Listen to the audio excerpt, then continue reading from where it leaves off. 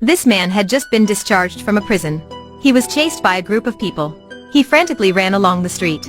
But just after a while, he stopped because he crashed into a barrier. Those people caught up with him. Suddenly, someone stopped them. At this place, what I say is the law.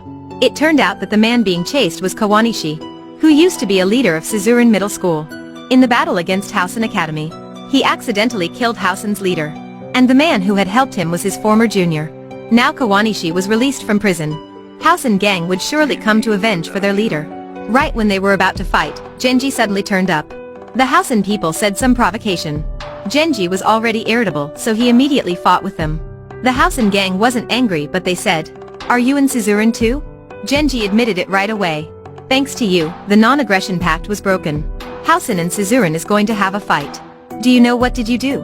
Genji was a newbie, so he didn't know Kawanishi at all. As a result, he didn't know anything about the agreement. After that, he went to find Aizawa at the bar. And he told Genji all the things had happened.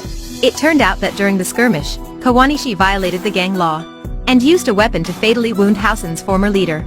So as to avoid another death, the two gangs shook hands and signed an agreement. Both of them abided that agreement during that 2 years. However, Genji beat Housen's people first. As a result, the agreement was lapsed. Until now that Genji understood how serious the matter was.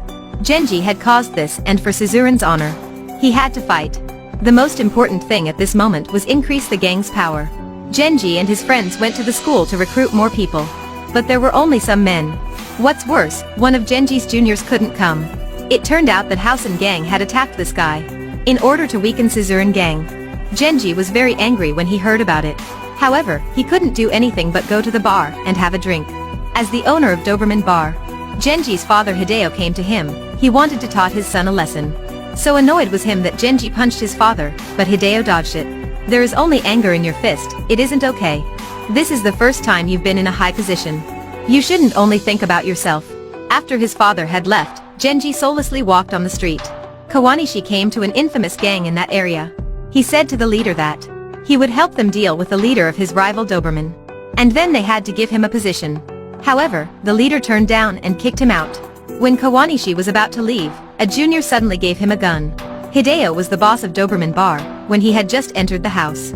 Kawanishi ran after him and shot him twice. The guilt in his heart made Kawanishi really nervous. At this time, Kawanishi received a phone call from the infamous gang. This guy informed him that Hideo was still alive and forced him to go murder him again. As for Genji, after learning that his father had been attacked, he rushed to the hospital. "Wake up! Why do you keep sleeping? I still couldn't knock you out." Genji cried, and he finally understood that no matter how strong was his father, he would lie down one day. It wasn't enough to just rely on himself to fight with Housen gang. Genji then returned to school and used the speaker to express his feeling to other people. He hoped that they could give him a hand. But the people gathered were still fewer 50 people. They weren't as many as a half of Housen. If they fought, it wasn't different from find a way to die.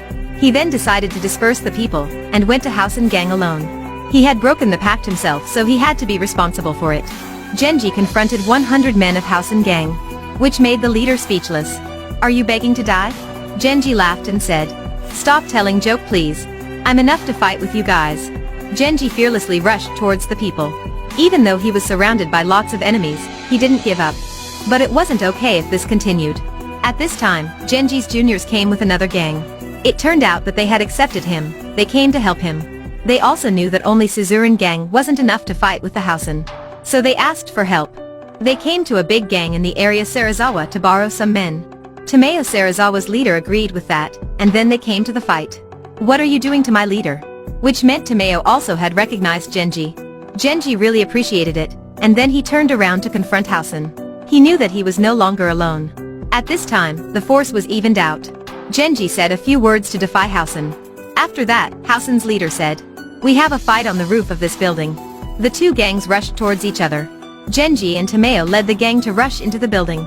In order to help Genji maintain his strength, the people gathered around to protect him.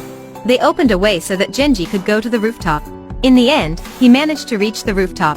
At this place, Housen's leader was waiting for him. Both of them were tired. Genji looked for a chance and knocked that guy down. The Housen's leader had to try very hard to stand up again. None of them agreed to give up. They were both exhausted and could only mentally fight. They stood opposite each other. and used all their remaining strength to punch the other.